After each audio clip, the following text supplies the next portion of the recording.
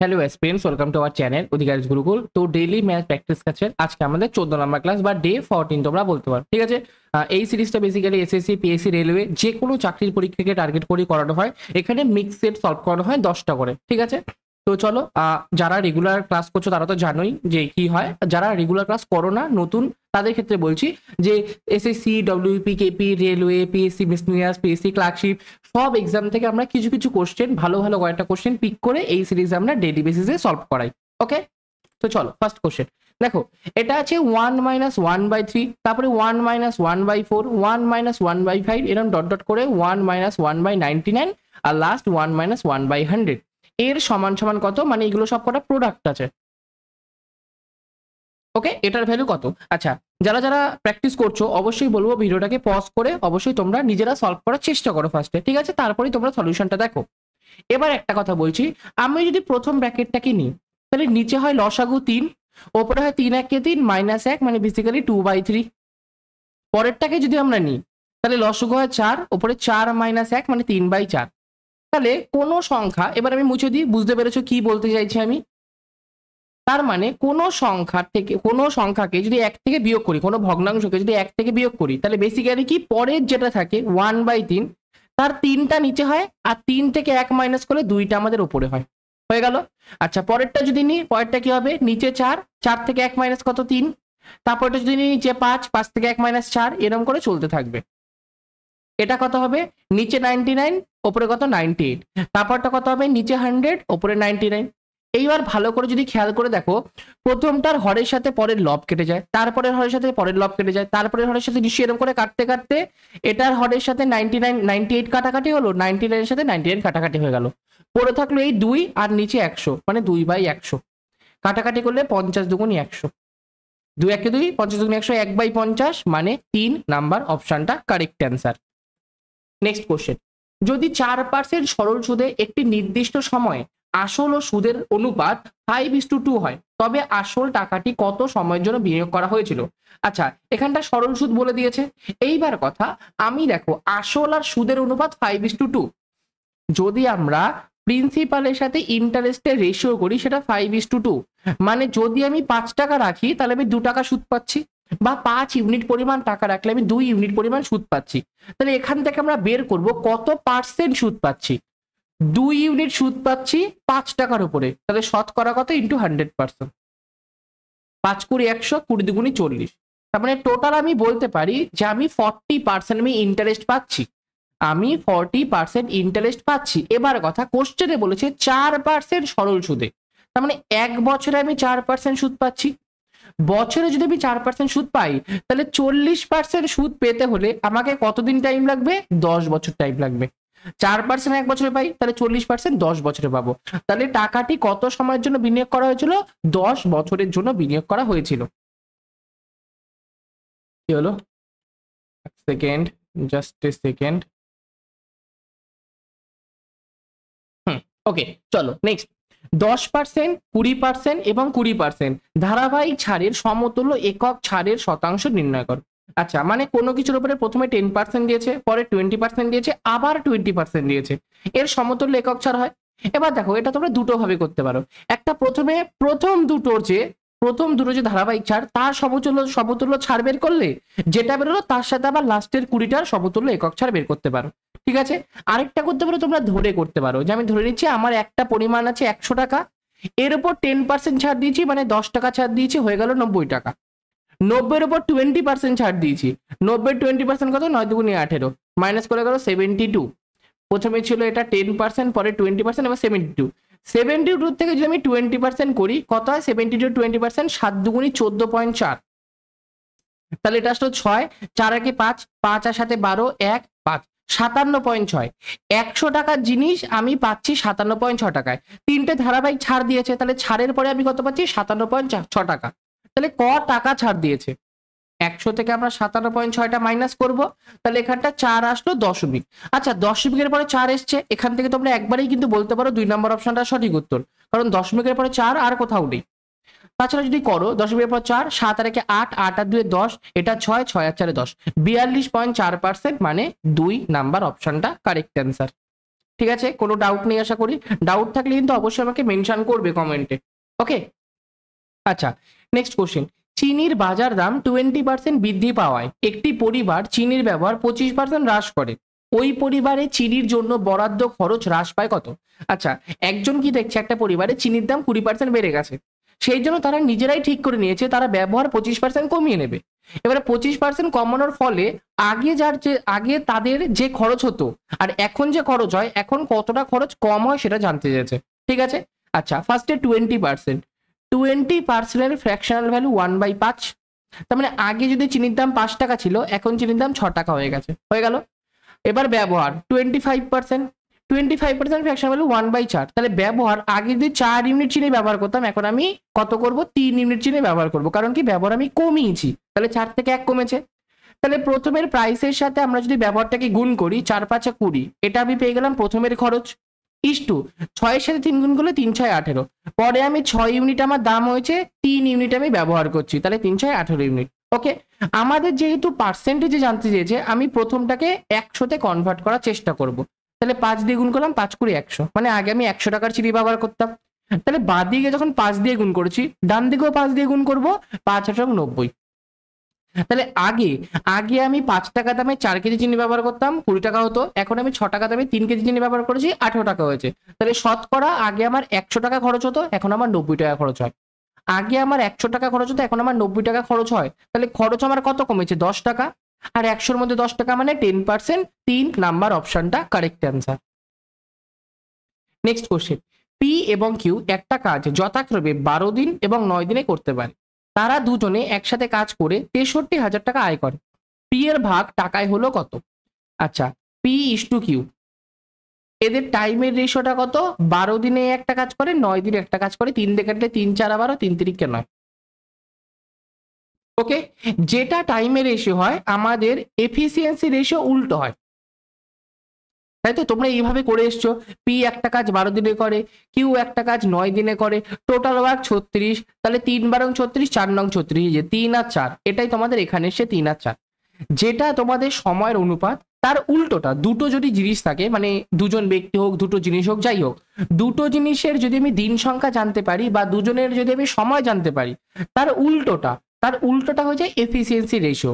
আর কেউ যখন টাকা পায় তখন সে তার এফিসিয়েন্সি হিসেবে পায়। তাহলে এখান থেকে দেখতে পাচ্ছি পি যদি 3 ইউনিট টাকা পায়, তাহলে কিউ 4 ইউনিট টাকা পাবে। পি যদি আমার 3 ইউনিট টাকা পায়, তাহলে কিউ আমার কি 4 ইউনিট টাকা পাবে, তাহলে দুজনে মিলে 4 আর 3 7 ইউনিট টাকা পাবে।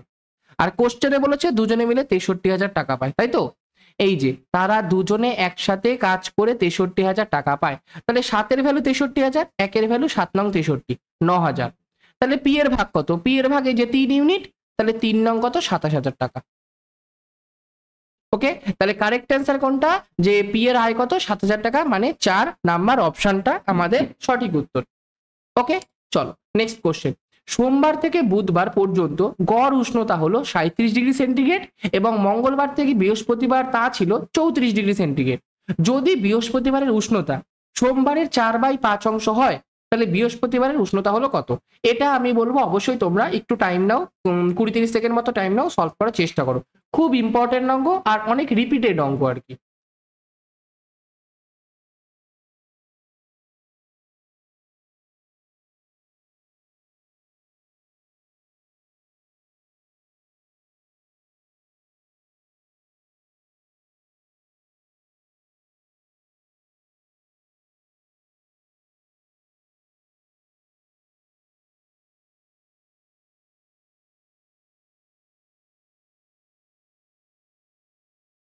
ওকে, যারা করছো অবশ্যই কিন্তু সলভটা করো, ঠিক আছে? চলো বের করি। সোমবার থেকে বুধবার, সোমবার, মন্ডে, টিউসডে, ওয়েডনেসডে, 3 দিনের টোটাল উষ্ণতা কত? 37° গড়ে ছিল, তার সাথে 3 গুণ করলে আমার কত? 37 × 3 গুণ করার দরকার নেই, এটাই রেখে দিচ্ছি, এটা আমার টোটাল উষ্ণতা। মঙ্গলবার, টিউসডে, বুধবার, ওয়েডনেসডে আর বৃহস্পতিবার থার্সডে, এদের উষ্ণতা কত? 34 ছিল গড়ে, ইন্টু 3, তাহলে টোটাল, তাই তো? দেখো সোমবার থেকে বুধবার পর্যন্ত গড় উষ্ণতা 37, তাহলে সোমবার থেকে বুধবার পর্যন্ত সম্পূর্ণ উষ্ণতা কত? 37 × 3। মঙ্গলবার থেকে বৃহস্পতিবার তা ছিল 34, তাহলে মঙ্গলবার থেকে বৃহস্পতিবার টোটাল উষ্ণতা কত? 34 × 7। এইবার যদি আমরা ওপরটা থেকে নিচেটা মাইনাস করি, আমরা যদি ওপরটা থেকে নিচেরটাকে মাইনাস করি তাহলে এখানে টিউসডে কেটে গেল, ওয়েডনেসডে কেটে গেল, পড়ে থাকবে কি মনডে থেকে থার্সডে উষ্ণতা মাইনাস করলে কত 37 ইন্টু 3 মাইনাস 34 ইন্টু 3। কেন আমি গুণ করলাম না দেখো, আমরা যদি 3 কমন নিই তাহলে 37 মাইনাস 34 পড়ে থাকে, 37 থেকে 34 বাদ দিলে 34, 35, 37, 3, তাহলে 3 তিরিকে 9, একবারে আমরা 9 লিখতে পারি। এত বড় গুণ করার দরকার নেই, সেই গুণ করে আমাকে বিয়োগই যখন করতে হবে আমি বড় গুণ কেন করব। ধরো এবার যদি বৃহস্পতিবারের উষ্ণতা সোমবারের 4/5 অংশ হয়, বৃহস্পতিবার মানে থার্সডের উষ্ণতা মন্ডের 4/5 অংশ হয়েছে, তাহলে এখান থেকে উল্টো বলতে পারি মন্ডে সমান সমান 5 থার্সডে বাই 4, মানে সোমবারের উষ্ণতা বৃহস্পতিবারের 5/4 অংশ। এই জিনিসটাকে তোমরা মাথায় রাখবে। ওকে, মন্ডে সমান সমান 5t মাইনাস 4, সেটাই করব। মন্ডের জায়গায় 5t/4 মাইনাস শুধু টি আছে সমান সমান 9, লসাগু করলে নিচে 4 ওপরে 5t minus 4 1 4t equal to 9, 5t থেকে 4t বাদ দিলে টি, আর এদিকে 4 নং কত 36, তাহলে থার্সডের উষ্ণতা বৃহস্পতিবারের উষ্ণতা কত 36 ডিগ্রি সেন্টিগ্রেড, মানে 1 নাম্বার অপশনটা কারেক্ট অ্যান্সার। নেক্সট কোশ্চেন, 36 জন ব্যক্তি 10 দিনে প্রত্যহ 6 ঘন্টা করে কাজ করে একটি কাজ সম্পূর্ণ করতে পারে। 24 জন ব্যক্তি প্রত্যহ 9 ঘন্টা করে কাজ করলে কত দিনে কাজটি সম্পূর্ণ করবে? Formula M1 D1 M1 D1 এমটা ভালো লাগছে না, M1 D1 T1 সমান সমান M2 D2 T2।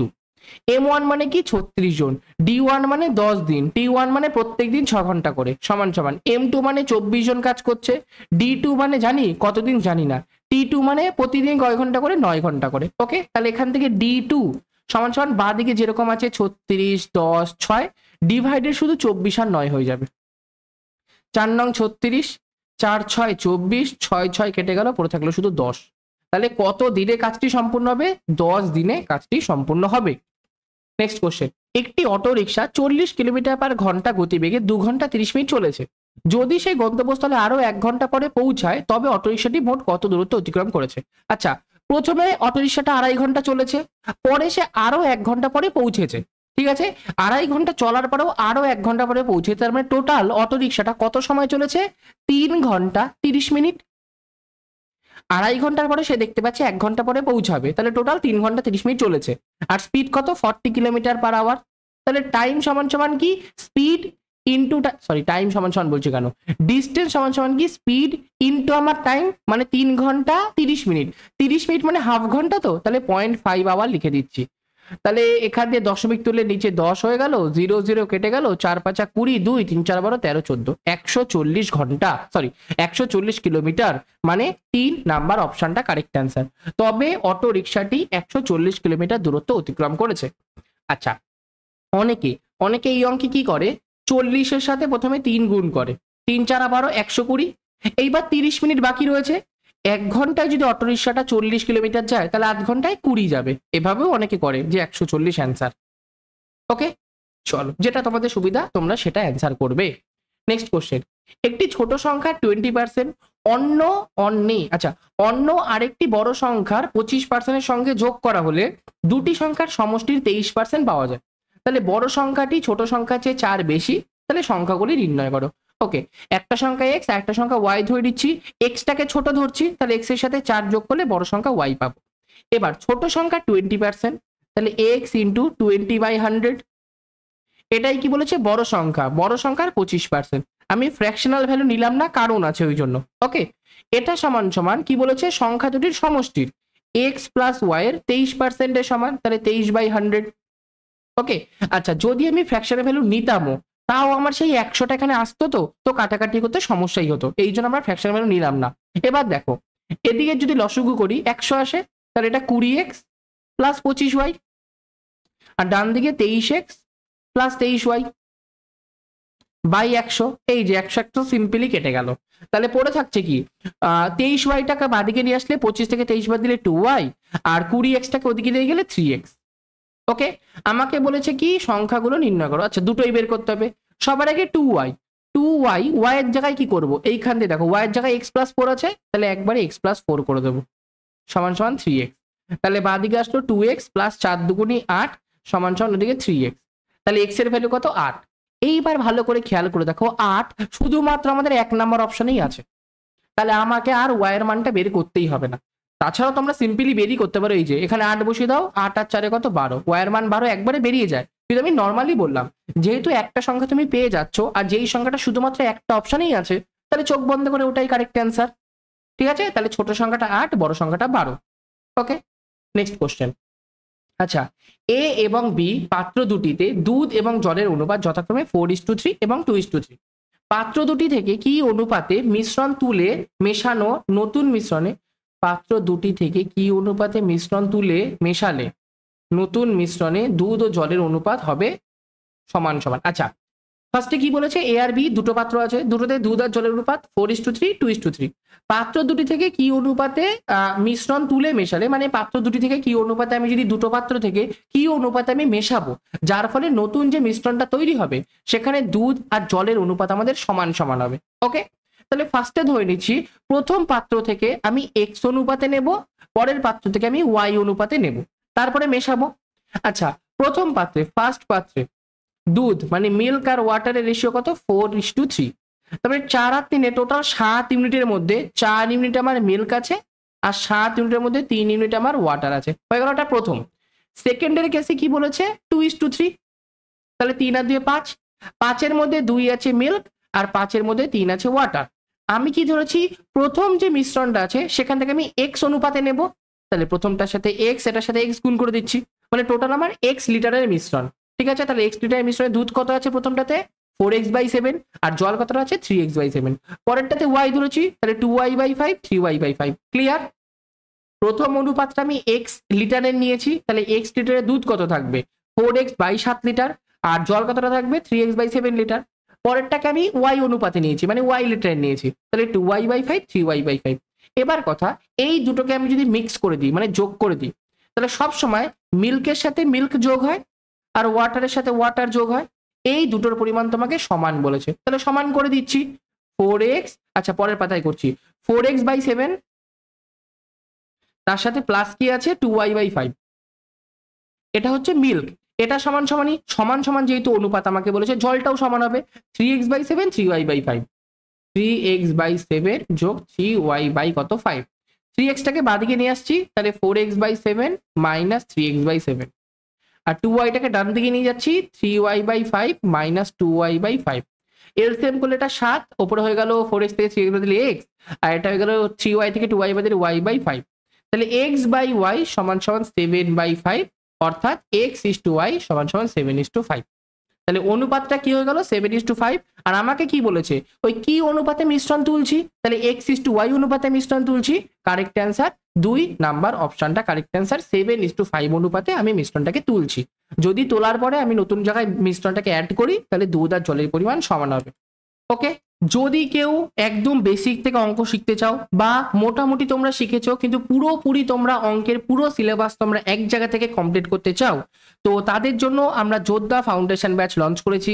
ব্যাচের প্রাইস 299, একদম তোমরা ফাউন্ডেশন ব্যাচ হিসাবে তোমরা বলতে পারো একদম মিনিমাম প্রাইসের মধ্যে আমরা ব্যাচটাকে কন্ডাক্ট করছি। ঠিক আছে, এখানে তোমাদের বেসিক থেকে শুরু করে মানে বেসিক্যালি নাম্বার সিস্টেম থেকে শুরু করে পার্সেন্টেজ, প্রফিট লস, লসাগু গসাগু, রেশিও প্রপোর্শন, সব কিছু একদম বেসিক থেকে শুরু করে অ্যাডভান্সের ট্রিগোনোমেট্রি, মেনসুরেশন, জিওমেট্রি, অ্যালজেব্রা, সমস্ত কিছু, সমস্ত ম্যাথের চ্যাপ্টার তোমাদের এই ব্যাচে তোমাদের কমপ্লিট করানো হবে।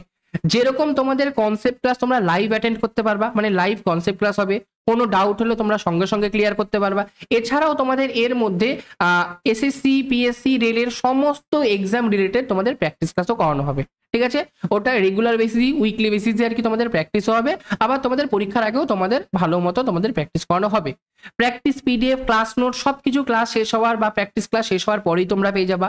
এখান থেকে ফ্রিতে তোমরা মক টেস্ট, সেকশনাল টেস্ট সবকিছু তোমরা এখান থেকে দিতে পারবা। ওকে, এক্সাম ওরিয়েন্টেড অ্যাপ্রোচ, ফার্স্ট পয়েন্টটা আমি কেন রেখেছি, এটা এক্সাম ওরিয়েন্টেড অ্যাপ্রোচ মানে কি, কোন অ্যাপ্রোচে করলে আমাদের এক্সামে কম টাইম লাগবে সেই অ্যাপ্রোচও তোমাদের এখান থেকে শেখানো হবে।